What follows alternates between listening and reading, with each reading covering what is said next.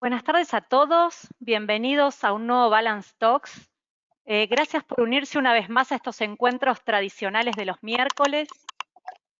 Hoy vamos a volver al plano local. La idea es contar la situación actual del mercado para entender dónde estamos e identificar oportunidades de inversión.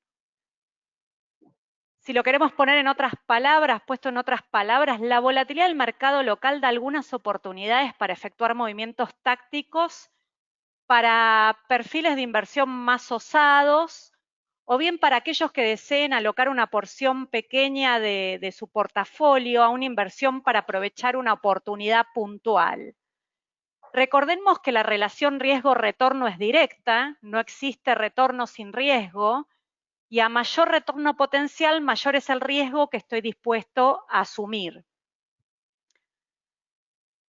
Y vale para este momento de mercado. Luego de un octubre complicado para los activos argentinos y con el dólar tocando récords, recordemos que vimos el Blue Chip Swap en la tercera semana de octubre y todos los dólares alternativos en niveles altísimos. En el caso del Blue Chip Swap tocó casi 180, el Blue tocó 200, el MEP 178.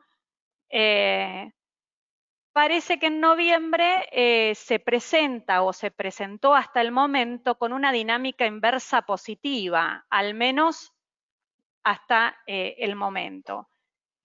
Para que se den una idea en lo que va del mes, los rendimientos más importantes se vieron en las acciones. El S&P Merval experimentó una suba de casi 13%, los bonos globales en dólares subieron un promedio de 8%, los bonos atados a inflación subieron 7% en promedio. Recordemos que la cifra de inflación de octubre salió mayor de la esperada, salió 3,8, se esperaba un número más cercano a 3. Los bonares en dólares subieron 5%, los bonos con Badlar 1,5%, los bonos de tasa fija bajaron 0,4%, estos últimos dos estuvieron un poco influenciados por la suba de la tasa corta por parte del Banco Central. Ahora bien, si consideramos que el contado con liquidación bajó un 4% en lo que va del mes, entonces los retornos en dólares que mencioné recién, pero en dólares fueron los siguientes. Acciones, 17% en dólares. Bonos globales, 12%. Bonos atados a inflación, 11%. Bonares en dólares, 9%. Por supuesto, promedios, ¿no? Los bonos corporativos en dólares de alta calidad crediticia, entre 3 y 5%. O sea, fíjense que fueron retornos en dólares de tasa directa. Imagínense si anualizamos estos retornos. En lo que es el plano internacional, despejada la incógnita de las elecciones americanas, vinieron buenas noticias con los avances de las vacunas para el COVID de los laboratorios Pfizer, Moderna, AstraZeneca, para nombrar algunos. Esto ayuda a ir despejando de a poco el panorama de algunos sectores económicos tradicionales que han sido muy castigados en la pandemia. Podemos nombrar el sector petrolero, el turismo, la aviación, el comercio tradicional. Y también vino la suba de los commodities con la soja que está a 420 dólares la tonelada, la suba del petróleo, que eso ayuda a emergentes. En el plano local observamos algunas señales en la dirección correcta, como ser la interrupción de los adelantos transitorios al Tesoro por el Banco Central, algunas medidas que intentan reducir el déficit fiscal, como por ejemplo el recorte de gastos COVID, algo de ATP e IFE, el potencial aumento de las tarifas y precios cuidados para principios de 2021. Esto se enunció solamente, no es que hubo un anuncio formal, pero bueno, alguna señal se dio. La búsqueda de un cambio en la fórmula jubilatoria. Todas estas señales son en aras de buscar un acercamiento en las negociaciones con el FMI. Sin embargo, el panorama económico continúa muy frágil y sumado al ruido político de cara a las elecciones legislativas del año que viene, aún hace muy difícil anclar expectativas. Y un poco vamos a hablar hoy, nuestro Head de Research experto en estrategia de Fixed Income, Ezequiel Zambaglione, nos compartirá su view de mercado, poniendo foco en la curva soberana de dólares. Y Paulino Seoane, nuestro sales trader, experto en mercados, nos va a hablar acerca de oportunidades de inversión en bonos en dólares y en equity. Finalmente vamos a hacer un living con Ezequiel y Paulino para responder preguntas, siguiendo con la dinámica que vamos teniendo todos los miércoles. Y mientras tanto pueden ir mandando las preguntas a medida que las van teniendo. Nosotros vamos a ir recopilándolas y al final en el living vamos a ir contestándolas. Bueno, buenas tardes, Ezequiel. Estamos muy interesados en escucharte, así que te dejo la palabra. Bueno, gracias Gabriela. Bueno, buenas tardes a todos. Gracias por sumarse al Balance Talks esta semana nuevamente. Un poco mi idea esta semana era repasar un poco el laberinto macroeconómico en el que está el gobierno y viendo, bueno, cuáles son los factores que están afectando y tratando de descifrar cuáles son los siguientes pasos que puede llegar a dar teniendo en cuenta esos dilemas que va encontrando, bueno, que la macroeconomía nos presenta siempre, ¿no? Un poco yo lo traté de graficar en este gráfico, donde, bueno, obviamente el gobierno está en una especie de loop que en realidad va por su primera ronda, ¿no? Donde el origen, bueno, el origen puede ser en cualquier lado, pero podemos empezar por lo fiscal, que fue un poco que vino del shock de la pandemia, que hizo que, bueno, gran parte del gobierno tenga que incrementar el gasto público en un monto muy importante para compensar los efectos de la pandemia. Ese déficit fiscal lo llevó a una expansión monetaria, ya que el gobierno venía o estaba haciendo una negociación de la deuda en el medio y no tenía financiamiento, con lo cual el único medio de financiamiento era la expansión monetaria, es decir, el financiamiento del Banco Central al Ministerio de Economía. Eso obviamente que generó una expectativa de devaluación, ¿no? Al duplicar la cantidad de pesos, obviamente todo el mundo empezó a pensar que el peso tendría que valer menos, y eso obviamente que al tratar de contener el tipo de cambio oficial, entre otras cosas, llegó a un aumento de la brecha cambiaria y la aparición se empezaron a estresar los dólares alternativos, ya sea en el mercado de bonos como en el mercado no oficial.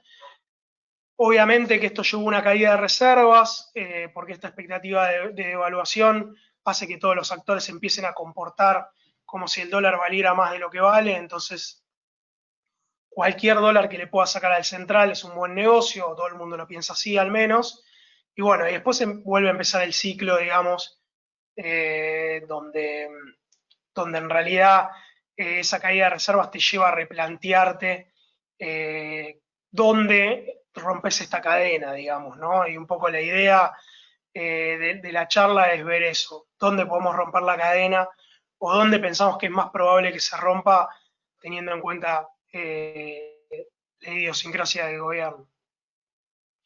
Entonces, bueno, empezando por lo fiscal, un poco lo que quería mostrar es que no hay mucho margen para licuar el déficit. Esto quiere decir que ya si uno piensa, bueno, el gobierno, viene la inflación, aumentan los recursos porque aumenta la nominalidad de la economía, entonces, listo, licúo el gasto. La verdad que no hay mucho margen y yo lo quería mostrar acá, un poco separando cómo se componen los ingresos y cómo se componen los gastos. Y acá lo que vemos es que, bueno, yo casi que no lo veo, así que ustedes probablemente tampoco, cerca de un 35% de los ingresos están atados a la evolución del PBI o de la inflación, un otro 30% están atados a los salarios, que es en realidad lo que recaudan CES, un 20% aproximadamente está atado al tipo de cambio, que son las retenciones o los impuestos a las importaciones, de todo lo que tiene que ver con comercio exterior, y bueno, y uno otros. Del lado de los gastos, hay un 35% que está atado a la recaudación, al PBI o a la inflación, que en realidad se mueven todos más o menos igual, más o menos convergen. Esto sería con la nueva fórmula, ¿no? Donde parte de las jubilaciones estarían atadas a la recaudación.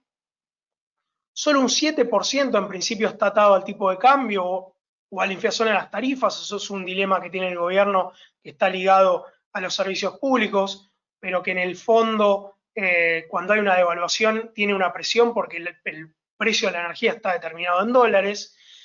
O sea que acá hay un espacio para reducir, ¿no? Si el tipo de cambio se deprecia, los 20% de los ingresos aumentan con el tipo de cambio, mientras que solo 7% de los gastos aumentan con el tipo de cambio, pero es un margen muy pequeño. Después hay un 27% que se mueve con los salarios privados y está vinculado a lo que hablamos de la nueva fórmula, ¿no? Que es más o menos lo mismo que lo que contribuyen los salarios desde el lado de los ingresos.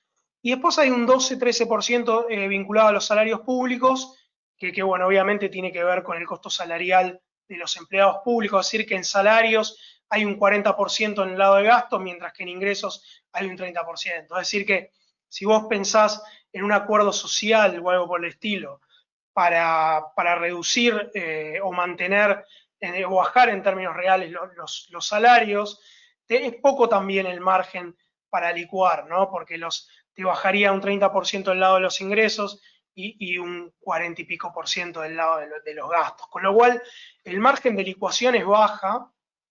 Lo que vos necesitas es o bien atacar lo discrecional, el otros, que es gastos de capital, es decir, obra pública, u otros gastos corrientes, que básicamente son las transferencias a empresas públicas, que representan cerca de 20% del gasto entre las dos, en parte 5% de o 5 puntos de este 10% es un aumento que el gobierno está proponiendo como un impulso para recuperar la economía el año que viene. O bueno, tratar de que estos gastos que corren con la inflación de los salarios, corran con una inflación unos salarios de un periodo anterior, y es un poco lo que busca la fórmula de jubilaciones, ¿no? Que es decir, el aumento de marzo venga, en realidad todavía no tenemos el detalle, pero yo un poco lo que me imagino en la experiencia de Argentina siempre es eso, tratar de comprarte 6 meses de aumento de jubilaciones, por ejemplo, en este caso, que se muevan con la recaudación y los salarios de los últimos 6 meses de este año, que como sabemos vienen a un nivel bastante más bajo porque, bueno, tuviste caída de recaudación por la pandemia y el ajuste de los salarios también se vio afectado por eso, ¿no? Entonces, ahí tendrías una chance, o hacer lo mismo con el resto de las cosas. O sea que lo que podemos ver de reducción de déficit será esa idea de que, bueno, que los gastos corran con una inflación o una recaudación pasada, es decir, de la última parte de este año, entonces te compras cierto margen, ahí el gobierno podría reducir entre medio punto y un punto, dependiendo de cuál sea la inflación del año que viene. Cuanto más sea, mejor para el déficit, porque esa parte que anclaste a la inflación pasada te va a quedar ya determinada, mientras que los ingresos van a correr con la inflación nueva. Pero de última, lo que también siempre tenés la alternativa de reducir este gasto discrecional, entre comillas, ¿no? Porque la verdad es que parte de la obra pública es necesaria para mantener la infraestructura. Ahí hay que ver cuánto margen hay, y creo que esta es la discusión que se está teniendo con el Fondo Monetario, ¿no? Donde uno diría, bueno, tenés dos posturas. La postura del gobierno parece ser la forma de que la economía empiece a recuperarse es que el sector público gaste en obra pública, esa obra pública genere empleo, ese empleo genere consumo y ese consumo genere actividad en el sector privado e inversiones. Entonces es el puntapié inicial necesario para que la economía crezca. Del otro lado, probablemente el Fondo Monetario piense, no, en realidad vos con este nivel de déficit fiscal que implica ese punto de más de obra pública que querés gastar, generás una incertidumbre respecto de cuál va a ser la inflación, el tipo de cambio y el crecimiento del año que viene. Entonces, más viniendo de una expansión monetaria tan fuerte, Entonces probablemente el sector privado, hasta no ver cómo te sale ese déficit fiscal alto el año que viene y cómo se acomoda el tipo de cambio después de toda la expansión monetaria que tuviste este año, no va a invertir. Entonces es mejor dar una señal de reducción del déficit, por más que ese gasto no vaya a crecimiento, pero esa certidumbre va a generar que el sector privado más que compense eso. Bueno, esa discusión la van a tener, los dos tienen una postura bastante robusta, no robusta, pero bastante fuerte en ese sentido, que los dos piensan que su postura es la mejor, con lo cual nosotros pensamos que va a llevar tiempo que se logre ese acuerdo, pero bueno, si se logra rápidamente, obviamente sería una buena noticia. Y del otro lado, si no se ponen de acuerdo en eso, será bueno, reducime desde otro lado, y ahí es donde puede entrar la fórmula jubilatoria, que después de todo, cuando se empiecen a ver los números como los acabamos de mencionar, va a haber cierta tensión política en la aprobación de esa fórmula, porque es una fórmula que, por lo que sugiere, es solamente para el año que viene, y tenés 6 meses del año que, uno de los ajustes, de los dos ajustes que va a haber, que va a estar con la inflación de este año, con la recaudación y los salarios de este año, que van a estar seguramente por abajo de lo que sea la inflación del año que viene. Y ahí, bueno, veremos cómo se da. Pero no es tan sencilla la discusión fiscal, especialmente cuando hay posturas tan contrapuestas entre los dos que están discutiendo, ¿no? Moviéndonos a lo que tiene que ver con el tipo de cambio, un poco lo que yo les quería mostrar, y esta idea de que la expansión monetaria, el déficit fiscal te lleva a una expansión monetaria y te lleva a una expectativa de devaluación. La otra postura del gobierno es decir, bueno, no te preocupes, yo financio ese déficit fiscal con otras alternativas que todavía no conocemos, pero en parte de la negociación puede ser que esa obra pública en la que no nos pusimos de acuerdo la financie otros organismos internacionales, el Banco Mundial, por ejemplo, será parte de la negociación, pero si es expansión monetaria, o si es, mejor dicho, en el mercado local, como parece ser que lo quiere hacer el gobierno, bueno, vas a tener que subir tasa para capturar esos pesos, porque si esos pesos salen de los pesos que hoy están depositados en plazos fijos y en consecuencia en el ELIX, que es un poco lo que viene pasando en este último tiempo, la expansión monetaria es la misma, ¿no? Entonces, la verdad es que el nivel de base monetaria, que nosotros en este caso lo estamos midiendo con M2, que es todos los pesos que están depositados circulando en la calle, más los que están depositados en el Banco Central, más los que están depositados en las cajas de ahorros y cuentas corrientes, que en definitiva es lo mismo que tenerlo cash a esta altura, va a terminar trasladándose y va a terminar aumentando esa cantidad de pesos. Entonces, un poco lo que yo quiero mostrar ahora es, incluso mirando esas medidas, donde la línea celestita es ese M2 que decía, ¿no? Prácticamente el cash circulante sobre reservas está bastante por debajo del nivel del contado con liquidación, o sea, está más cerca de los 120 que de los 150. Si tomamos otra medida que puede ser la base monetaria, es decir, todos los pesos circulantes, más no solo más todos los pasivos remunerados del Banco Central, es decir, todo el stock del ELIX, nos da un poquito más arriba, pero todavía abajo del contado con liqui. Pero también lo que nosotros tenemos que tener en cuenta es que los inversores siempre miran para adelante, los inversores y las personas, digamos, ¿no? Miran para adelante. Entonces, hoy la base monetaria o el circulante o el M2 está determinado por los pesos que hay en la calle, pero sabemos que en lo que queda del año el Tesoro tiene que financiar lo que le queda del déficit, y el año que viene tiene que financiar esos 4,5 puntos de déficit primario que está planteando para el año que viene. Entonces, si vos te haces esta pregunta y decís, bueno, el déficit va a ser, todavía nos quedan 2 puntos para este año, nos quedan 4,5 para el año que viene, no hay otro financiamiento, entonces ya lo cargo en expansión monetaria, y entonces si yo lo que hiciera es agarrar todos esos pesos que tiene que imprimir el Tesoro, se los sumo al M2, asumo que las reservas se mantienen, que hoy la verdad el cálculo de reservas es difícil porque en el corto plazo parece que siguen cayendo o vienen cayendo, en el mediano plazo uno podría pensar que podrían subir, pero bueno, digamos que mantenemos el mismo nivel. el tipo de cambio ese para fines del año que viene estaría en algo así como 220, que si uno lo descuenta a la tasa en pesos que puede conseguir haciendo una inversión en pesos y lo capitaliza por la tasa que puede conseguir haciendo una inversión en dólares, nos da más o menos un nivel similar al tipo de cambio de contado con liquidación. Es decir, que por más que el gobierno no gastó la plata y por más que no la imprimió, hoy la expectativa es que lo haga, entonces el tipo de cambio en parte está explicado por esa expectativa de inflación de expansión futura, y por eso también es que un poco el argumento que buscó Guzmán para tratar de bajar la brecha en su momento, que bajó desde los 180, que fue más o menos el pico, hasta los 150, 160 que vemos ahora, 150 más que 160, atacó ese primer problema original, que es decir,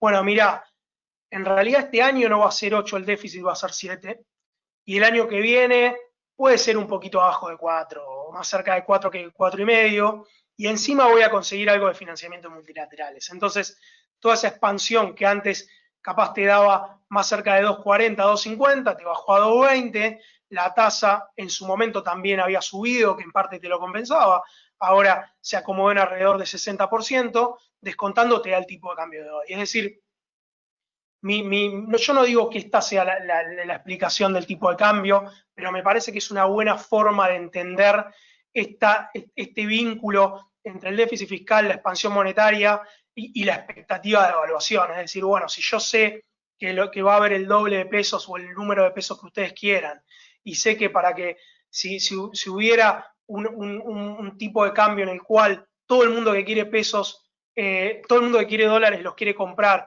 y todo el mundo que tiene dólares los quiere vender, bueno, ese tipo de cambio donde todos se cruzan sería 2,20 para fin del año que viene. Si lo compro ahora y me llevo 60 de tasa de pesos y dejo de ganar 15 o algo por el estilo de tasa de dólares, estoy empatado. Y así funcionan los mercados, o mejor dicho, los precios de los activos, ¿no? Con expectativas y arbitrajes entre los distintos activos. Digo, yo tengo dólares, me compro un bono en dólares del Tesoro de Argentina y gano 15, o vendo al tipo de cambio de 150, lo invierto al 60% y en principio, si vendo a 220, que es lo que me da ese ratio de expansión monetaria, estoy empatado. Así es como nosotros pensamos el precio de los activos, como pensamos que funcionan, y la verdad es que cierran bastante bien con la realidad, que es bastante cambiante y muchas veces está intoxicada por un montón de otros factores que pueden ser primas de riesgo políticas o mismo comportamiento de los ciudadanos, que en el momento pueden hacer que este pensamiento de precio de los activos difiera con los precios de la realidad, pero que en el correr del tiempo se van acomodando en ese camino, ¿no? Y un poco eso quería mostrar, cómo se compone este, cómo se conectan estas distintas variables. Obviamente que si la expectativa es esa sobre el tipo de cambio, que tendría que ser 150, como mostramos recién, y por la razón que mostramos recién, y el tipo de cambio oficial está en 80, bueno, obviamente que esa expectativa de evaluación te lleva a una brecha cambiaria. Acá lo hemos mostrado en algún toque anterior, no, la forma en que nosotros pensamos la brecha, que en primer momento parece bastante complejo, pero si me dejan explicarlo nuevamente, lo vamos a entender. ¿Para qué un gobierno quiere un control de capitales? Claramente el control de capitales lo que busca es poder tener una tasa de interés menor a la que tendrías que tener si la movilidad de capitales fuera libre, y tener un tipo de cambio que sea menor al que tendrías que tener si el tipo de cambio fuera libre. Entonces, la contrapartida de ese control de capitales, que te hace tener tasas y tipos de cambio menores a los que deberían, se ven reflejados en la brecha. Nosotros acá un poco lo que mostramos es, y es un poco eso, ¿no? Como la línea marrón o naranja, no sé qué color será está explicada por las barritas rojas. Lo que muestra es cuánto de la tasa de interés local me cubre contra la inflación, o mejor dicho, cuál es la tasa real de la economía. Entonces, si la tasa real es 0, no contribuyo nada a la brecha, porque la tasa de interés está en el nivel que debería estar. Si la tasa real es 10 puntos menos, bueno, contribuyo 10 puntos a la brecha, pero aparte, en general, las tasas de interés en monedas locales, en este caso en pesos, pero en cualquier otra moneda pasa lo mismo, te piden una compensación extra porque el tipo de cambio es mucho más volátil que el precio de los bonos en dólares, que sería la alternativa de invertir en el país. Entonces, nosotros lo que pensamos es, bueno, yo parto de una tasa de interés local que puede ser la de plazos fijos, 40%. La inflación esperada para el año que viene, según el consenso y también lo que reflejan los precios de los activos, está alrededor del 50-55%, o sea, 10 puntos de tasa de interés negativa.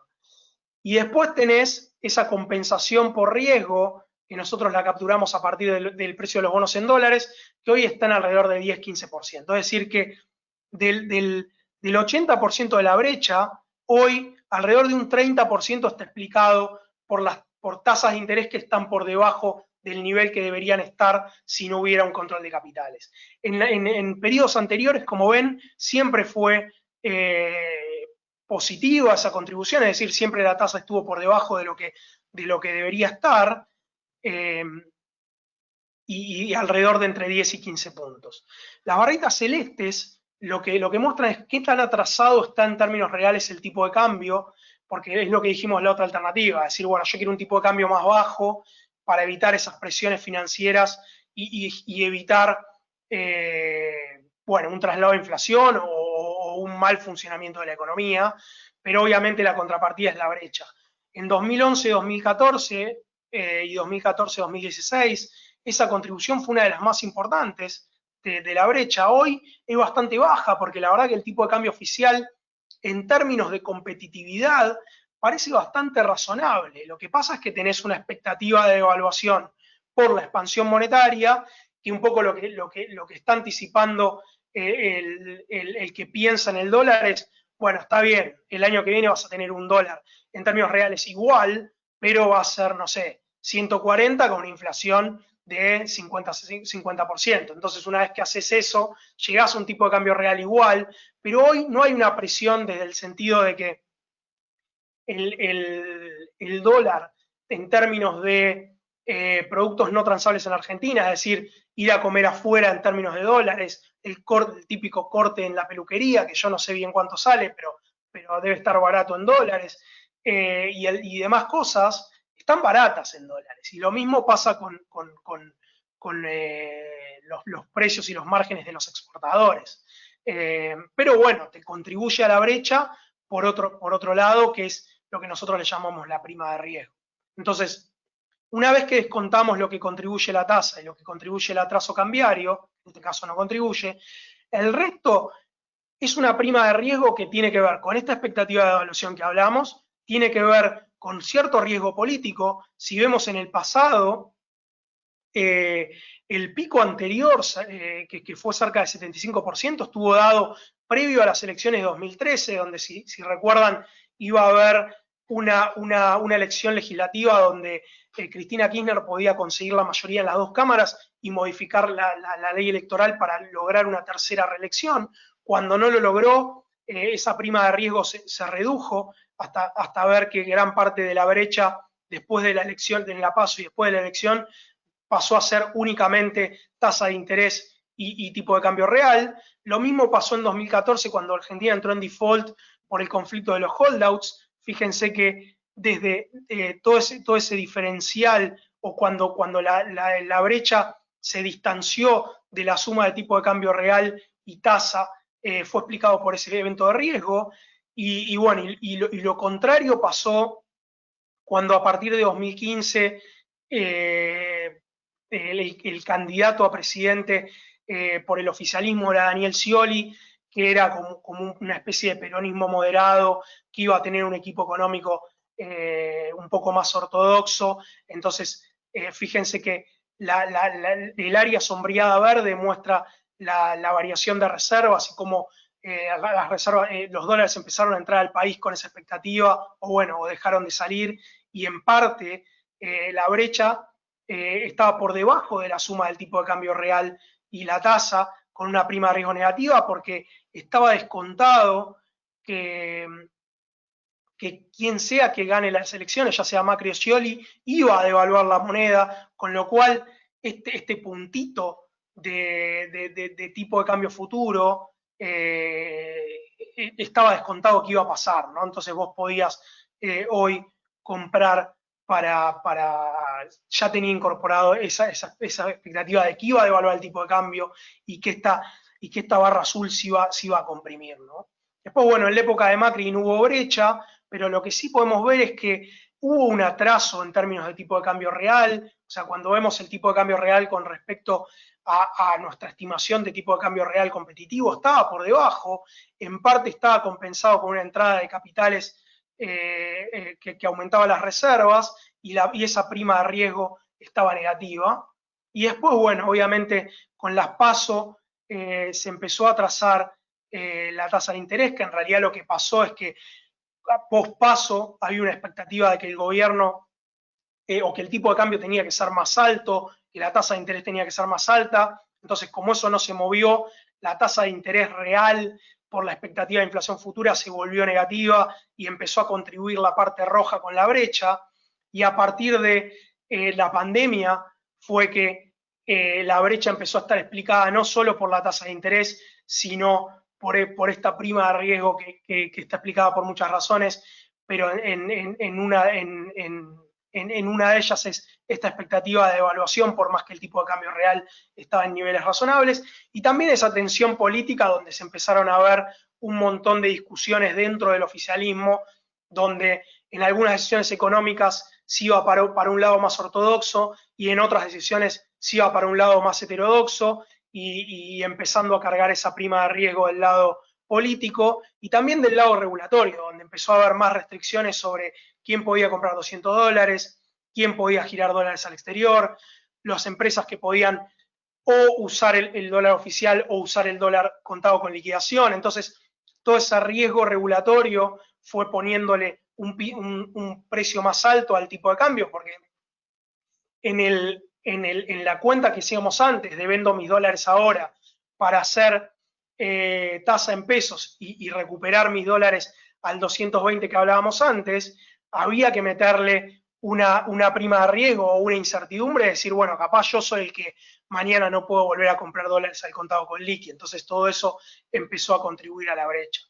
Entonces hoy lo que nosotros pensamos que tendría que contribuir para reducir la brecha es o bien subir la tasa de interés para compensar la expectativa de inflación, o bien acelerar la depreciación del tipo de cambio para compensar parte de la expectativa de devaluación que tiene que ver con esa expansión monetaria, o bien dar señales de una expansión monetaria futura o un déficit fiscal futuro menor que haga que este puntito se mueva más abajo, entonces esta línea se mueva más abajo hoy también, o bien alguna señal que tenga que ver con regulación del mercado de tipo de cambio oficial y contado con liquidación, o una señal en términos de una colisión política que se venga más para la parte más moderada, ortodoxa, que la parte más heterodoxa, ¿no? Entonces, pensando a futuro, lo que nosotros vemos es que teniendo en cuenta que el programa económico del gobierno incluye tasas bajas para fomentar el consumo y el crédito interno barato, van a seguir estando esas tasas negativas, teniendo en cuenta que el tipo de cambio no lo quieren devaluar más que lo que se mueve la inflación, con lo cual estas barritas celestes van a seguir estando donde están, en cero, digamos, no se van a volver negativas para compensar esa expectativa de evaluación futura. Y por otro lado, tampoco vemos señales muy claras sobre una colisión política que se ponga de acuerdo en una dirección. Más bien, lo que vimos que pasó en este último mes, vino, por ejemplo, lo de Guzmán que mencionaba Gaby, de buscar formas para recortar el gasto y formas para financiar de otra manera ese déficit fiscal, vienen compensadas con anuncios del otro lado de la política que van un poco en la dirección contraria. Yo creo que esa tensión va a seguir y por eso es que vemos difícil una compresión de la brecha en el corto plazo, ¿no? ¿Qué es lo que te genera? Que la brecha esté alta, te genera una caída de reservas, ¿no? Y entonces ahí, perdón, primero voy a hablar un poco de inflación, porque es un poco lo que te da la inflación es que si vos lográs bajar las expectativas de inflación, podés que estas barritas rojas bajen sin necesidad de subir la tasa, y me parece que es lo que está en la cabeza del Banco Central y del Ministro de Hacienda. Entonces, pensando en la inflación, un poco acá yo lo separo entre las distintas variables que están atrás. ¿Qué es lo que deja? Nosotros pensamos igual, la inflación para este año va a terminar entre 34 y 37%, con un cuarto trimestre, perdón, que va a estar entre 12 y 9%, con lo cual nos deja una inercia alta, ¿no? Si la inflación va a estar corriendo al 12% trimestral, implica que va a estar arriba del 50% en términos anuales, con lo cual las discusiones salariales para el año que viene van a partir de una inflación que se está moviendo arriba de la inflación que el gobierno quiere tener para el 2021, es un primer desafío. Y en ese sentido, los salarios este año terminarían, pensamos nosotros, a un 32%, abajo de la inflación, ya sea 37 o 34, y vienen de un 2019 donde perdieron por lo menos 10 puntos contra la inflación, con lo cual el desafío de usar la negociación de salarios como ancla para reducir la inflación, que es un poco esa idea de pacto social que viene proponiendo el gobierno desde que ganó las elecciones, incluso desde la campaña, luce bastante difícil, porque vos venís de 2 años de salarios por debajo de la inflación, venís de una inflación que va a ir corriendo incluso arriba de lo que termina el promedio del año, y encima también tenés desde la política una idea de que el año que viene necesitas crecer, y para crecer necesitas cierto impulso del consumo, y para tener cierto impulso del consumo necesitas que los salarios se recuperen en términos reales. Entonces ahí hay una contradicción política donde si vos querés bajar la expectativa de inflación o efectivamente la inflación del año que viene, pero a la vez querés que los salarios sean uno de los factores de expansión de crecimiento, bueno, vas a tener que elegir una de las dos. Yo creo que dada la lucha de poder, de cómo viene la dinámica de salarios y de que la política en general le gana al ministro de Economía, los salarios van a estar más cerca de la expectativa de inflación que de la inflación que quiere el ministro de Economía, y por eso es que me parece que hay un poco de... y ahí va a estar uno de los desafíos, ¿no? Para que la inflación el año que viene sea 40 en vez de 50, 60, como podría ser si se dan las negociaciones a nivel de la inflación que viene corriendo y de las expectativas. Y lo mismo pasa con el dólar y la expansión monetaria, que es lo que vimos antes. La expansión monetaria para este año probablemente termine cerca del 100%, 95%, mientras que el tipo de cambio se va a haber movido 42%. Eso que vimos en la linita de antes de la expansión monetaria contra tipo de cambio, un poco lo tenés que absorber de alguna manera. Es otro de los desafíos.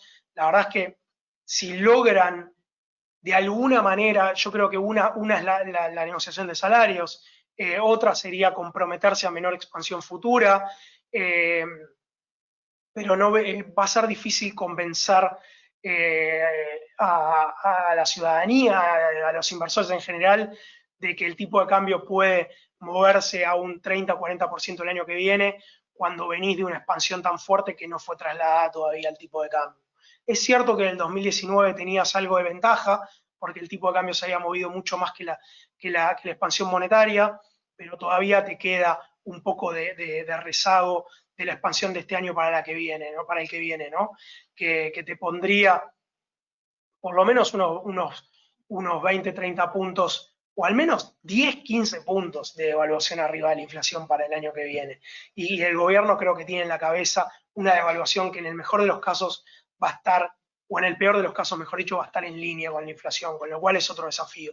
Los desafíos para la inflación del año que viene están en todos los frentes, están en la inercia, están en la negociación de salarios y están también en la expectativa de evaluación y el tipo de cambio, y también en las tarifas. Este año terminas con tarifas de un 14%, que aumentarían un 14%, bien por debajo de la inflación y del movimiento del dólar, que en parte es uno de los factores que mueve a las tarifas.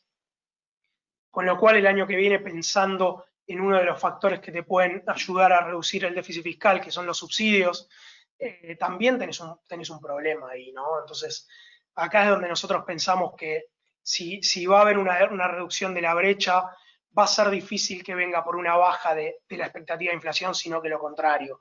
Yo creo que al menos la expectativa de inflación va a seguir en 50% o se va a ir acelerando a medida que vayamos descubriendo cómo se resuelven estos desafíos, y especialmente a medida que la política vaya queriendo impulsar el crecimiento del consumo para lograr un buen resultado electoral. Así que eso implica un aumento de brecha desde este lado o una suba de tasas, ¿no?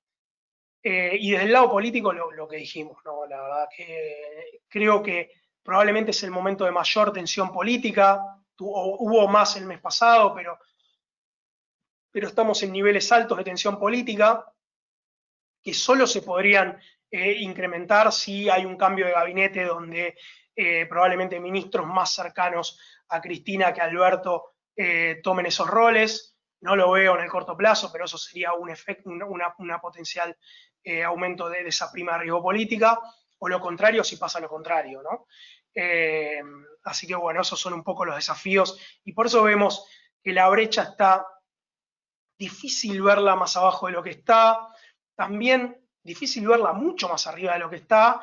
En el corto plazo me parece que va a seguir un equilibrio de acá a fin de año donde está todo dado para que el gobierno quiera tratar de mantenerla ahí, y me parece que va a ser posible. Siempre con presión hacia más brecha, ¿no? Porque, como les dije, a medida que estas tensiones inflacionarias, y depende cómo vengan dando los datos de inflación de los próximos meses, que nos van a marcar bien cómo queda la inflación, la inercia para el año que viene, y cómo vengan las negociaciones salariales y el manejo del tipo de cambio y de la expansión, vamos a ir viendo si puede haber más presión, pero creo que este es un nivel relativamente aceptable para el tipo de cambio del contado con liquidación.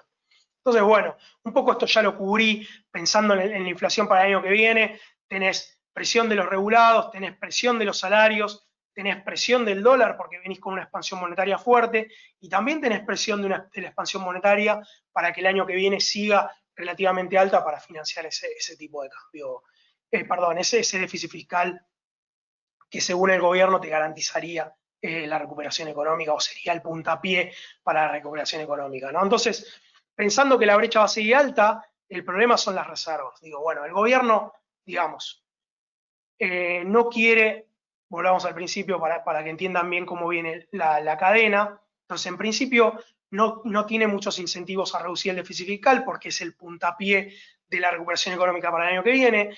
No tiene muchas formas de reducir la expansión monetaria porque no hay financiamiento en el mercado externo, y tampoco quiere convalidar tasas más altas de interés para lograr financiamiento genuino, sí que no sea expansión monetaria. Bueno, las expectativas de inflación no las quiere convalidar porque hay cierto temor a que si el tipo de cambio se acelera, eso lleve a una inflación más alta, te ponga la inercia más alta y la discusión de salarios el año que viene todavía más alta, y eso sea el principio de una espiralización inflacionaria, con lo cual tampoco quiere convalidar estas expectativas de evaluación, con lo cual a lo que llega es que, bueno, tengo que convivir con la brecha. ¿Cuál es el problema de convivir con la brecha? Es el impacto sobre reservas, que es lo que vamos a ver ahora. Entonces, el impacto sobre reservas, y cuál es la alternativa que te queda, ¿no? Porque hoy vos fuiste perdiendo reservas a lo largo del año, en todo el año perdiste alrededor de 6.000 millones de dólares de reservas, con lo cual no tenés mucho margen para seguir usando reservas para compensar esa brecha alta. Entonces, pensando en el año que viene, poco lo que te queda es decir, bueno, pensar cuánto van a ser mis exportaciones, cuánto necesito gastar en todo lo demás, y que lo que ajuste sean las importaciones, ¿no? Y ahí, poco lo que nosotros estamos pensando es que del lado de los servicios, que vendría a ser, bueno, todo lo que es fletes y demás, ahí tenés unos 2.000, 3.000 millones de dólares, y después tenés todos los gastos de turismo y tarjetas de crédito, que fíjense, yo los pinté de verde. cuando tuviste un tipo de cambio real alto, en general, esa cuenta no estuvo arriba de los 6.000 millones de dólares. 2012, tipo de cambio real arriba de 100, 4.000 millones de dólares. 2014, tipo de cambio 106, 6.000 millones de dólares. 2019, 120 y estás en 5.500 millones de dólares. Entonces, por acá, en el mejor de los casos, y asumiendo que la cuenta de turismo cierra un poco neutral, podrías tener 3.000 millones de dólares. Pago de interés es innegociable, o sea, tenés que pagarlos. Son 5.000 millones de dólares. Donde gran parte de esto tiene que ver con pago de intereses del gobierno o organismos multilaterales, y parte con sector privado, ¿no? Entonces ya tenés 8.000 que necesitas para cosas que no son importaciones. Y después en la cuenta financiera, tenés deuda financiera que yo estoy estimando en 1.500, 1.600 millones de dólares. Esto es asumiendo que, que asumiendo que las empresas refinancian 50-60%, y dólar ahorro que vas a tener unos 3.000 millones de dólares probablemente con 200, 300 millones de dólares por mes, incluso con todas estas restricciones. Y a lo que voy acá es que acá tenés unos 14.000 millones de dólares que ya no hay más regulación que tengas para reducir, ¿no? Entonces, lo que vos tengas de exportaciones le tenés que reducir unos 15.000 millones de dólares y eso te va a dar cuántas importaciones puedes tener si querés mantener esta brecha. Nosotros estamos pensando que las exportaciones van a ser algo así como 55.000 millones de dólares, 60, con lo cual las importaciones van a ser entre, las importaciones por descarte van a ser entre 40 y 45.000 millones.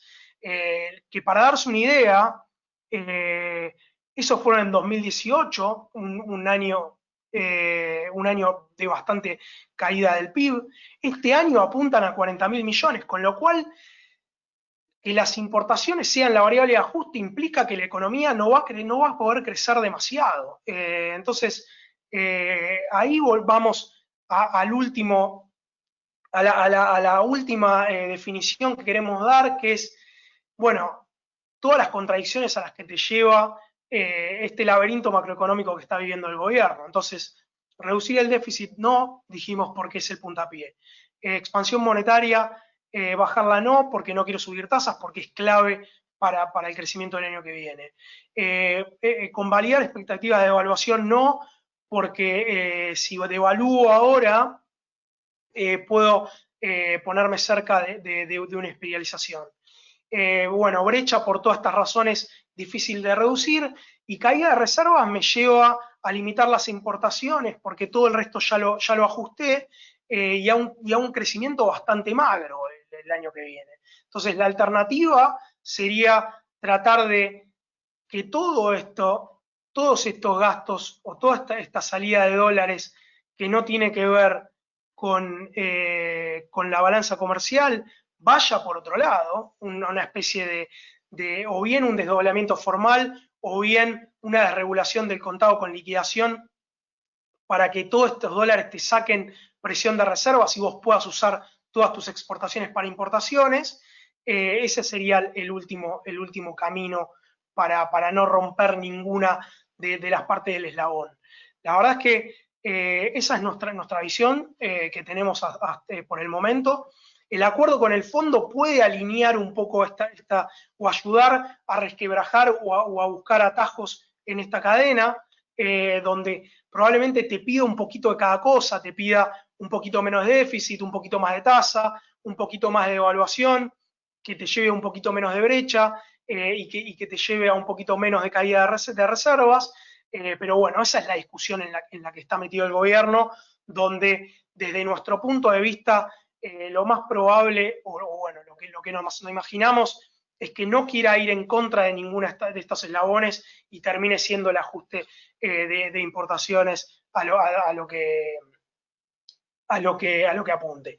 Entonces, en este escenario, la verdad es que, como dijimos, la brecha es difícil ver con presión, vemos una suba de tasas locales porque va a haber presión del gobierno para conseguir financiamiento local, probablemente una inflación que esté un poquito más acelerada por lo que vimos recién, porque el gobierno necesita un crecimiento y eso va a estar vinculado a un aumento de la inflación.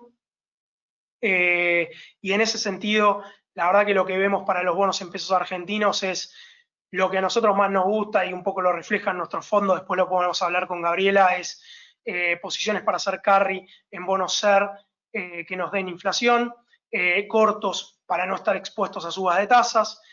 Dollar Link puede ser una opción también, donde probablemente el tipo de cambio se mueva junto con la inflación, en el mejor de los casos, pero con el riesgo de que si el nivel de importaciones al que te lleva el cálculo de almacenero sobre reservas es lo suficientemente bajo como para que el gobierno se sienta preocupado por las importaciones, puede terminar en una especie de doblamiento que va a afectar a los dólar link, por eso preferimos los SER. Y en los bonos en dólares, la verdad que es el mismo combo, ¿no? Creo que en este contexto el gobierno necesita un puente de acá al año que viene, donde la brecha se mantenga relativamente estable en estos niveles al menos, lo cual puede llevar a que el gobierno dé ciertas señales sobre tratar de mejorar algunos de estos eslabones, pero sin romperlos, y desde estos niveles puede haber todavía una alternativa positiva de vuelta, con mucho riesgo para los bonos en dólares argentinos. Nosotros estamos viendo un recorrido hasta los 40, 45 centavos, es decir, un 5, 7% más. Ese es el límite del rally que vemos en el corto plazo, que bueno, es una buena alternativa, especialmente capaz pensando, y ahí capaz me meto un poco en la tarea de Paulino, pero que también si típicamente un inversor quiere evitar el impuesto a los bienes personales con un bono argentino, capaz no hace falta esperar hasta diciembre, sino comprarlo ahora y tener esa expectativa de retorno de acá a fin de año y bueno, y evitar el impuesto. De todas maneras, quiero aclarar, y lo hemos dicho anteriormente, el downside o la posibilidad, las potenciales pérdidas de los bonos argentinos son más grandes en estos precios que lo que son las potenciales ganancias, porque en un escenario donde se recrudecen estos eslabones y el gobierno muestra señales de que no quiere romper ninguno, o vemos señales políticas en el sentido contrario a las que vimos en el último mes, los bonos deberían, o bueno, tienen espacio para volver a los precios que vimos de cerca de 35 centavos, ¿no? Con lo cual, por eso es que decimos que es una alternativa interesante para inversores agresivos que estén dispuestos a buscar buenos retornos, pero también a sufrir pérdidas importantes. Así que bueno, eso es un poco nuestra visión de cómo viene el laberinto macroeconómico. Así que los dejo con Paulino con algunas otras alternativas agresivas para invertir en Argentina en este contexto. Bueno, gracias Ezequiel, muy buena presentación. Yo hoy voy a hablar desde el punto de vista del trader. El trader, como saben, por ahí al momento de tradear opera con otros parámetros, se puede sacar un poco la mochila del analista y de los datos duros, y lo que tratamos de ver es lo que denominamos price action, o leer la pantalla, o tratar de establecer quiénes son los jugadores que están en ese momento en el mercado y detectar oportunidades, ¿sí? Entre otras cosas, un concepto importante que se maneja es el contrary opinion, que básicamente quiere decir estar en la posición contraria a la que está la mayoría. Evidentemente, si todo el mundo vendió, el único paso siguiente o el ciclo siguiente es que empiecen a comprar y que el mercado vaya para arriba. Ese es el tipo de análisis que tratamos de hacer. Creemos que en Argentina ahora los activos puede haber una ventana de oportunidad. Obviamente estamos hablando para una porción muy chica de la cartera o para, digamos, inversores con apetito al riesgo interesante que pueden soportar el vaivén que pueda venir. Pero vamos a ver, la destrucción de valor que ha habido en los activos argentinos creo que generan una oportunidad, sobre todo que entramos en un contexto donde algunos planetas empiezan a alinearse para Argentina, esperemos que terminen de alinearse perfectamente en el corto plazo, a saber son la vacuna, que tarde o temprano llegará por cualquiera de los laboratorios o países que la están desarrollando, el acuerdo con el FMI, que si bien es incipiente se está negociando. Creo que si Argentina quisiese voltear el tablero ya lo habría hecho. Digamos, el haber puesto a Guzmán a cargo de la agenda y de las negociaciones demuestra una buena intención en ese aspecto. obviamente va a haber rencillas políticas, nada de esto va a ser fácil o sencillo ni rápido, pero creo que se abre una luz de esperanza, creo que el mercado lo está viendo por ese lado también, y entendemos, si seguimos los precios, que últimamente ha habido toma de posiciones en Argentina para aprovechar esto que viene. Por último, el último planeta que empieza a alinearse o a jugar para Argentina es la suba de los commodities. Sabemos que el mundo está con una situación de stocks muy baja. Yo estoy hablando con traders específicos de granos, de las compañías más grandes de la Argentina.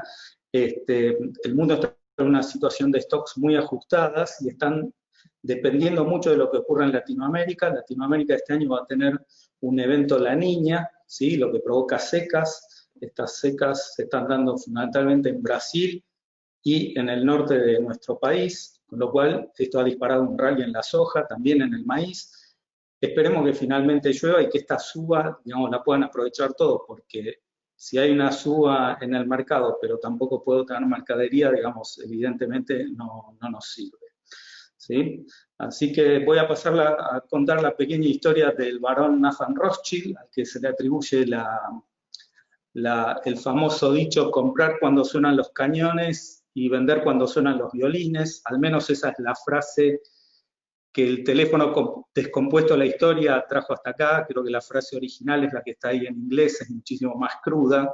El barón Nathan de Rothschild se hizo multimillonario operando la guerra de Waterloo. Él era un operador en la Bolsa de Londres y su hermano un operador en la Bolsa de Francia. Hay diferentes versiones cómo fue. Digamos, la más comúnmente aceptada es que ellos manejaban una red de mensajería hecha a través de postas de palomas mensajeras. Entonces Nathan de Rothschild en Londres se enteró un día antes de la noticia oficial de que Wellington había vencido a Napoleón, ¿sí? La bolsa de Londres venía cayendo muy fuerte. Nathan de Rothschild aparentemente también se encargó de que baje un poco más, porque el mercado sabía que él manejaba esta red de información a través de las palomas mensajeras. Entonces, si él estaba vendiendo, obviamente tenía algo de información, había que vender, y él es ahí donde suelta su famosa frase, que llega hasta el día de hoy en diferentes versiones. La más común es comprar cuando suenan los cañones y vender cuando suenan los violines. Yo la traigo a colación porque creo que Argentina hoy está más cerca del ruido de los cañones que de los violines. Los activos han perdido muchísimo valor y tal vez sea el momento de comprar. Aquí les voy a presentar un pequeño modelo que hice para evaluar los bonos. En realidad necesitaría es un modelo de 3 dimensiones porque incluye tiempo, incluye variación del riesgo país, incluye, digamos, la variable a determinar es qué precio tendrían los bonos en diferentes escenarios, ¿no? Es un análisis de tipo what if, qué pasa si. Entonces, lo que hice, digamos, la lectura, o el concepto primero que quiero transmitir es que los bonos argentinos han sido recientemente reestructurados, prácticamente no pagan nada en los próximos 2, 3 o 4 años, o pagan un cupón simbólico, podríamos decir, con lo cual Argentina no tiene ninguna chance de replantear una renegociación de su deuda externa en el corto plazo, porque tampoco ganaría ni se ahorraría nada, no tiene ningún pago inminente, ¿sí? Entonces, creemos que los bonos, a partir de acá, es un buen instrumento para hacer carry, o sea, sostenerlos en el portafolio y que vayan acercándose a su fecha de pago, pero eso obviamente va a producir, para que el bono tenga la misma tiro, el rendimiento que tiene hoy, necesariamente el precio tiene que ir subiendo, porque cada día que pasa falta un día menos para el pago. ¿Se entiende? Bueno, el modelo que desarrollé aquí, digamos, todo es parametrizable, se puede jugar un poco, pero primero puse 180 días, 6 meses y 1 año. ¿Qué ocurre si uno compra los bonos al precio de hoy, con los rendimientos de hoy y sin que el riesgo país, digamos, estas 3 columnas nos dicen, la del medio que el riesgo país no cambie, la de la derecha que el riesgo país suba 5 puntos en esos 6 meses, o que el riesgo país baje 5 puntos, ¿sí? ¿Cuál sería el precio que tendrían esos bonos? Otra cosa que quiero aclarar, que muchas veces se presta a confusión, es, yo puse 3 bonos, el 30, el 35, el 41, mucha gente tiende a pensar que el 2035, al vencer en el 2035, es un bono intermedio.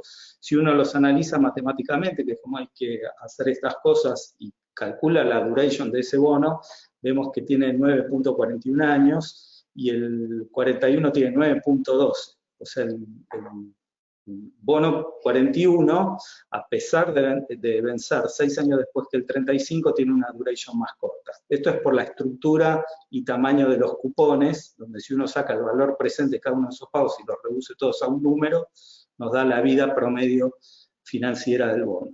¿Sí? En el caso del 2035, a estos precios de hoy, es un poquito más largo que el 2041.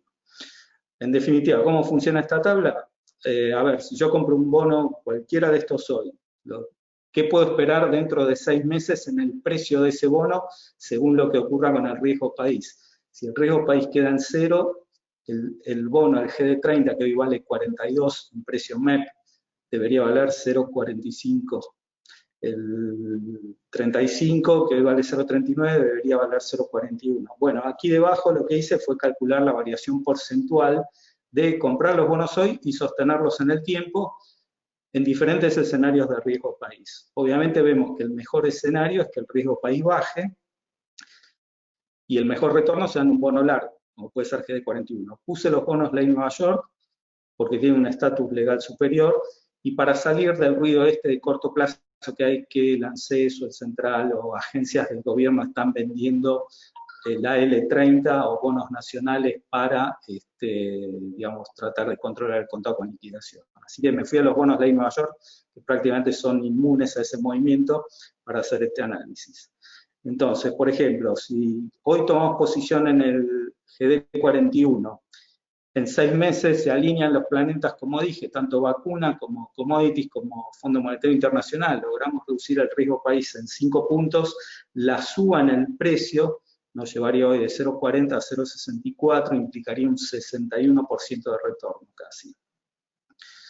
Si lo tenemos un año, esa suba es del 67%. ¿Sí?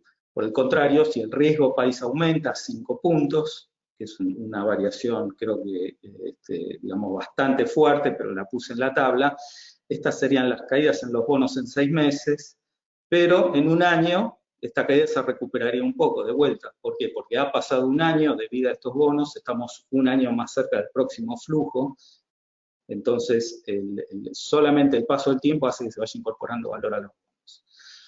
A este modelo faltaría, digamos, estamos hablando de probabilidades en el tiempo, tal vez incorporar una función estocástica que nos dé un poco más de exactitud, eso lo estamos trabajando y lo vamos a hacer hacia adelante. Yendo al equity, aquí traje 4 ADRs de los más representativos de Argentina, 2 bancos y 2 energéticas, para que veamos lo que yo les dije antes, la destrucción de valor que ha habido. El ADR del Banco Galicia, aquí vemos, hizo su máximo en el 2018, en la era Macri, en $75. ¿Sí? Luego comenzó un poco la debacle del plan Macri, llegó a caer hasta esta caída que vemos acá es antes de las PASO, ¿no? El viernes anterior a la elección de las PASO. Este día el ADR de Banco Galicia valía $40, ¿sí? En números gruesos la caída fue casi el 50%. Luego de las PASO, este es el tránsito que tuvo el ADR de Banco Galicia en el último año, hoy vale 8,60, ¿sí? Quiere decir que de máximo a mínimo ha perdido casi, o hoy vale un décimo del valor. Creo que el castigo ha sido demasiado, y si vemos esto, en banco francés el dibujo es calcado, también son 2 bancos, es lógico que sus cotizaciones correlacionen bastante bien. En banco francés los números son el máximo, en el 2018 fue $27 para el ADR, el día previo a las PASO valía $12, o sea, ya había perdido 50% de su valor, y hoy vale 3,76. De vuelta, casi vale la 10ª parte de lo que valía en su máximo. Yo entiendo que este valor por ahí era demasiado caro, pero también tengo claro que este es demasiado barato. Si vemos aquí, las cotizaciones aparentemente están haciendo un piso, esto es lo que denominamos acumulación, y como trader me gustaría participar de este piso que se está formando, como para ir armando un portafolio progresivamente hacia futuro, si soy un poco más conservador, o una posición fuerte porque vemos que dentro ahora lo vamos a ver en otro slide, dentro de este movimiento hay retornos altísimos. Alguno de estos movimientos implica esta movida acá 100% respecto al mínimo. O sea, estos valores que yo les cuento del Banco Francés en 3,76 no es el mínimo estuvo por acá. Lo que les quiero decir es que la recuperación aparentemente ya se está dando, que vimos las últimas semanas. Central Puerto y TGS, prácticamente la misma historia. Aquí fue el IPO de Central Puerto. Tuvo la coincidencia que fue el IPO y fue el máximo de su cotización. Aquí eran $18, previo a las PASO fue $8, ¿sí? La caída fue un poquito mayor del 50% en ese caso, y hoy vale 2,54. De vuelta, vemos la misma historia del piso que se va conformando. Esto es lo que técnicamente se llama acumulación. Lo que quiero decir es que me parece todo el mundo que quiso salir de Argentina o de estos papeles ya salió, y esto se va acumulando en manos cada vez más fuertes o que pueden esperar más, o que se dan cuenta que están comprando una bagatela, como se dice un bargain, ¿no? Algo a mucho descuento y esperarlo hacia el futuro. Estamos hablando de las principales compañías de la Argentina. TGS, tal vez la amplitud del movimiento entre máximo y mínimo es la más chica de todas, pero tenemos, el máximo fue en $23, previo a las PASO 15, hoy vale 5,54. ¿Sí? Un poquito más de 4 veces, un cuarto de lo que valía antes. Así que, mismo gráfico, acumulación, vemos en esta zona de piso, a pesar de todas las malas noticias, aparentemente el papel le cuesta mucho ir por aquí debajo, o quiere decir que no hay vendedores por debajo de este papel, todos los que han querido salir ya han salido, y se van acumulando en manos fuertes que pueden esperar un poco más. Así que creo que acá hay una oportunidad en equity. Obviamente, aquí les presento 4, son muchos más. Para aquellos más conservadores, lo que sugerimos siempre es un fondo común de inversiones que diversifica mucho más esto, ¿no? Aquí los que les mostraba antes, este es un portafolio de ADRs argentinos. Lo que quiero específicamente ver es aquí la columna, el máximo y el mínimo de 52 semanas. 52 semanas es un año, ¿sí? ¿Y a qué distancia está la cotización hoy de ese máximo del mínimo de 52 semanas? Por ejemplo, Central Puerto, desde el mínimo ya recuperó 37% en dólares. Y todavía estamos a un 54% de su máximo. O sea, estar a un 54 del máximo implica que para ir desde hoy hasta el máximo hay que subir el 100% o un poco más del 100%. ¿Sí? Banco Francés, misma historia. Fíjense que del mínimo a estos precios ya ha subido 55% en dólares. O sea, tremendo negocio para el que compró en los mínimos, que fue el peor momento de las variables argentinas, pero todavía está casi un 50% por debajo de su máximo de corto plazo, ¿sí? Me refiero a esto. O sea, cuando hablamos de las últimas 52 semanas, estamos hablando de este dibujito de acá, ni hablar de volver a los máximos anteriores todavía. Dentro de este rango de precios, este trading range, ya hubo entre el mínimo y lo que cotiza hoy, retornos del 50%. En estos papeles, y todavía puede subir un 100% y todavía estar por debajo del valor de las PASO. En el caso de Galicia, hoy vale 8,60 y previo a las PASO valía $40. O sea, aunque hoy duplique el precio, todavía estamos muy por debajo del precio que se generó en aquel momento. Entonces, de corto plazo, creo que es una oportunidad para aquellos inversores con apetito al riesgo de tomar posición en papeles argentinos, en pesos directamente, porque a su vez, al tener ADRs, si el contado con liquidación sube, digamos, las cotizaciones en pesos también sube. Entonces, creo que la velocidad de destrucción del peso es mayor a la de las acciones, con lo cual las acciones en pesos suben, ¿no?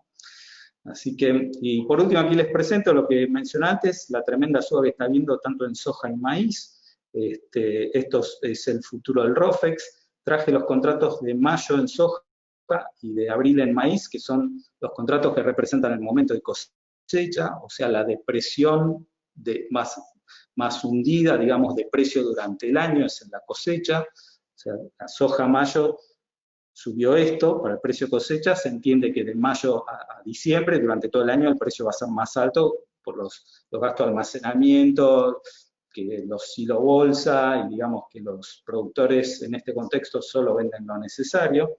Misma historia para el maíz, la cosecha fuerte, el contrato que registra eso es en abril, es el pozo de precios durante el año, y a partir de acá el resto de las posiciones es para arriba. Así que bueno, esto es todo lo que tenemos por hoy, estamos abiertos a preguntas. Gabriela, si tenés algo para nuestros clientes que quieran que respondamos, estamos disponibles. Bueno, como siempre, a partir de mañana nos encuentran en redes sociales con esta presentación o las preguntas que quieran hacernos. Excelente, Paulino, Ezequiel, muy interesantes las exposiciones. Acá fueron llegando algunas preguntas que vamos a ir haciendo. Si les parece, contesto yo la primera.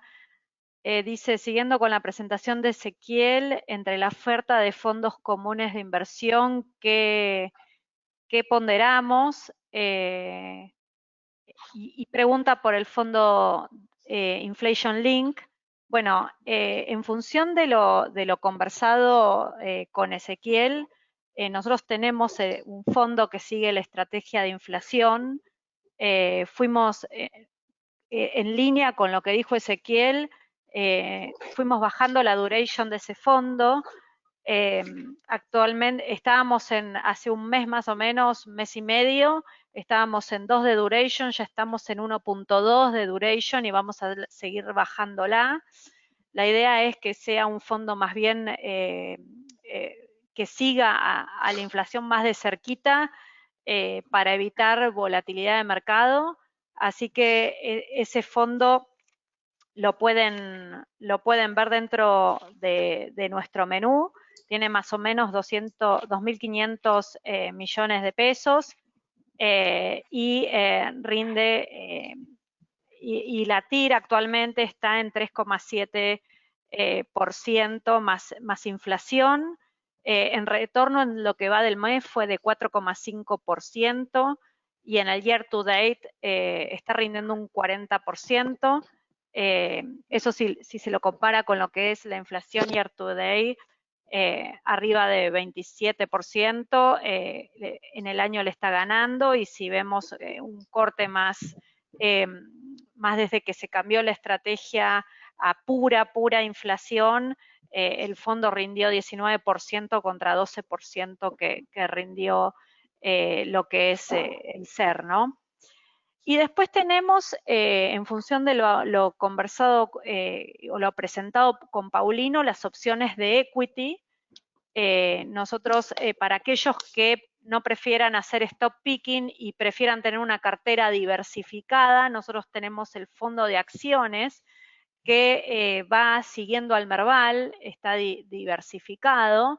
Vamos haciendo algunos bets en función de cómo vemos el ciclo dentro del mercado de equity, pero principalmente va siguiendo al Merval. Ese fondo en el mes está rindiendo un 13% como el Merval, está en línea y tiene unos 721 millones de asset under management. Si nosotros, por ejemplo, cuando vemos al Merval medido lo que es más duro, verlo en términos de dólares, vemos que está algo más de $200, y esos niveles se comparan con la crisis del 2009 y con la salida del 2003. Entonces, estamos viendo niveles históricamente bajos del Merval, con lo cual puede ser una oportunidad para hacer para aquellos que, por supuesto, el perfil de inversión es para alguien que sea más osado, con más tendencia a que no le importe poner un porcentaje de su portafolio, aunque sea pequeño, en algo que sea por ahí más riesgoso, pero es un bet bueno para hacer si vemos la historia del Merval en términos de dólares MEP. Así que bueno, un poco eso, y si quieren un fondo por ahí que tenga algo de equity y algo y mezcle distintas estrategias de renta fija en dólares y en pesos, tenemos el balance retorno total, que es un fondo que en el mes subió 4,1% y en el year to date lleva un rendimiento de 71%. Este fondo se suscribe y rescata en pesos, así que creo también que es otra alternativa para estos momentos para hacer algunos bets por ahí más agresivos en estos momentos de volatilidad del mercado. Este fondo tiene un asset under management de 870 millones de pesos. Los 3 fondos que nombré, el plazo de rescate es T+2 en los 3 fondos. Así que bueno, vamos a algunas preguntas más que nos vinieron llegando. Para Ezequiel, ¿los dólares que se atesoraron durante la pandemia pueden volver a la calle para sumar a la reactivación? Bueno, imagino que tienen que haber algunas señales para que la gente se desdolarice dentro de su portafolio, pero... Sí, sí, obviamente que pueden volver, pero es como vos decís, la verdad, evidentemente al precio actual muchos no están volviendo, aunque sí, bueno, hay algo de actividad algo de mejora en la actividad de la construcción que puede tener un poco que ver con eso, eh, pero me parece que para ver un cambio importante en la dolarización de portafolios de los argentinos, primero se tiene que resolver una visión de Argentina del mediano plazo como para sacar de encima el riesgo político que hay. Hasta tanto me parece que siempre el upside que pueda tener Argentina va a ser limitado, como dijimos, y me parece que ese momento en el tiempo donde se puede llegar a dar vuelta a esa página, digamos, no va a pasar antes de las elecciones, probablemente no vaya a pasar antes de 2023 tampoco, como para ver un cambio rotundo en el precio de los activos, o en la vuelta de los dólares a la calle, o poner el nombre que quieras. Entonces, a veces, y pensando un poco las filminas que mostró Paulino, la trampa argentina es que en el corto plazo todo parece muy complejo y imposible de solucionar. Y en el medio Argentina, en el corto plazo, también tiene un periodo donde no tiene que pagar deuda, entonces como un periodo raro, donde el inversor no recibe ningún cupón ni nada por el estilo, probablemente las empresas tampoco generen muchos earnings, pero si vos tenés una visión positiva en términos de política y los precios, como dijimos antes, 30, 35 centavos en los bonos, ya incorporan un escenario de reestructuración muy negativo en 2024-25, que obviamente si uno tiene una expectativa positiva sobre el país, es una muy buena alternativa. En el medio, la verdad que el año que viene tenés una probabilidad alta de ir a una crisis importante en el país y tenés un ruido político que no sabes cuál es la dirección que va a tener Argentina. Entonces, en el medio, como dije al cierre de la presentación, el downside parece más alto que el upside, y esto creo que tiene que ver un poco con pensar las oportunidades en el muy corto plazo, de que el gobierno tiene que hacer cierta tarea o mantener cierto estilo para no pegarse un tiro en el pie en el corto plazo, o pensarlo en algo, bueno, como dirían los yanquis, para pagar la universidad de mis hijos, que por suerte acá tenemos universidad pública. Bueno, y un poco la respondiste recién, pero si querés redondear un poco la idea, ¿cómo ves la evolución de los bonos soberanos en los próximos meses? Bueno, es una pregunta difícil, la verdad. Sí. Yo creo que, como dije, me parece que está dado para que haya un poquito más de alza en los precios, pero capeado muy cerca. La verdad es que no me imagino que los precios vuelvan a los precios que vimos por reestructuración. La verdad que el contexto argentino es completamente distinto. El riesgo de crisis monetaria el año que viene es mucho más alto de lo que se percibía antes. Y me parece que En su momento, bueno, Alberto Fernández tenía una imagen mucho más fuerte, porque estábamos en el medio de la pandemia y tenía un buen reconocimiento. Había como una sensación de que podía construir poder político propio. Hoy no está tan clara esa percepción, con lo cual me parece que es difícil volver a esos precios. Yo estoy usando como target de máximo precio para Argentina en el corto de 45 para el 2030, 2038 y 41, 42 si me corres para el resto de los bonos. Y de vuelta, el downside es mucho más grande, pero un poco me parece que también, como dije recién, hay una sensación de que el gobierno no puede pisar, no puede dejar de pisar firme en estos momentos y tiene como esa sensación de que no puede hacerlo, entonces van a tener cuidado en las señales y por eso capaz creo que puede dar una alternativa de que sigan apreciando. Pero de vuelta, si lo hubiéramos hecho la semana pasada hubiera estado más convencido con los precios. Ahora estoy un poquito más cerca del target. Bueno, de la volatilidad y algunas cosas para aprovechar, ¿no? Ahí quería aclarar que los precios que yo presenté son en MEP, ¿no? Y creo que Ezequiel está hablando de los precios afuera en globales. Sí. Hay un diferencial de precios en MEPs, son más caros, por eso esa diferencia. Pero sí, estamos en línea. Perfecto. Y Paulino, ahí preguntan sobre que luego de la caída del contado con liqui, ¿cómo ves los CDRs? Bueno,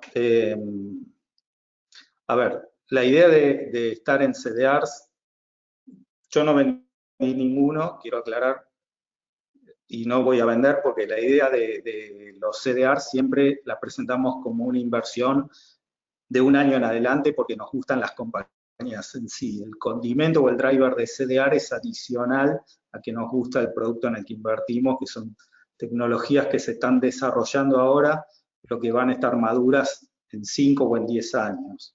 Y así que CDR como asset class, como instrumento en un portafolio, creo que hay que tener porque diversifica el riesgo argentino, nos saca del riesgo argentino. Además, por toda la presentación que vimos de Ezequiel, sobre todo el CCL o el contado con liquidación estaría más bien cerca de un piso y no de un techo, con lo cual simplemente con que el CCL empiece a subir, eso se empezaría a trasladar a precios de CDRs. Y bueno, si bien no era el tema de la charla, pero en las sucesivas presentaciones que vimos de CDRs, vimos que estacionalmente noviembre y diciembre son meses muy fuertes para la bolsa americana, eso se está volviendo a confirmar este año. Recién estamos a mediados de noviembre, con presidente nuevo, que creo que lo que más gustó de las elecciones es no Biden en sí, sino además que el Congreso quedó dividido o empatado, ¿sí? Entonces, cuando la política se anula o se neutraliza de esa manera, al Congreso lo único que le queda es sacar leyes consensuadas y eso garantiza que no haya, digamos, fuertes disparidades, y es lo que al mercado le gusta, digamos, que la política no moleste, por decirlo así rápido y entre comillas, y poder desarrollar y liberar las fuerzas creativas. Bueno, creo que eso se está dando, ese escenario. El contado con liqui es un ingrediente adicional, pero lo que nos gusta en sí, primero son las compañías en las que invertimos, y el CSL viene por añadidura. Seguro, seguro. Bueno, yo no tengo más preguntas por acá. No sé si ustedes ven alguna más que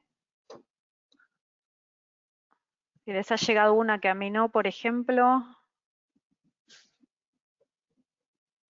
Llega una, por lo menos me llega a mí, ¿cómo vemos los cupones del PBI, TVPP, TVPI, etcétera? Bueno, a ver, creo que no están en el radar de, primero, si el gobierno decidiese seguir honrando esos cupones, igual creo que los números no dan para que esos cupones disparen pagos. Si recordamos, se tenían que cumplir 3 condiciones. La primera era que el PBI del año anterior, digamos, sea superior al 3,5%, que a su vez nominalmente en pesos supere la tabla original que había publicado el gobierno, que encima resta hacer el empalme cuando se recalculó la tira del PBI creo que era del 2008 al 2012, creo que hay que reempalmar. Eso nunca nadie explicó cómo lo iban a hacer, quedó debajo de la alfombra. Y evidentemente hoy no hay condiciones de pago, es decir, las otras 2 o 3 condiciones no están dadas para pagar, así que el año que viene tampoco se va a pagar porque el PBI de este año no va a crecer, obviamente, ni el 3, ni el 1, ni el 0, o sea. Así que el PBI en pesos nominal creo que van a pasar varios años hasta volver al factor de disparo. Hoy por hoy creo que es un producto en sí no vale nada, o algún precio tendrá, tampoco sé si se opera mucho. Sí. Bueno, creo que esa fue nuestra última pregunta. Cualquier cosa nos pueden escribir y ahí a las consultas Balance, consultas@balance.com. Esta presentación va a ser subida a las redes sociales, así que Ezequiel, Paulino, muy interesantes sus presentaciones, un placer compartir Balance Talks con ustedes. Y bueno, gracias a todo el público y a todos los que se unieron a este webinar. Espero que tengan unas muy buenas tardes y cualquier cosa, estamos a disposición. Bueno, gracias. Adiós. Gracias. Chao, buenas tardes. Buenas noches.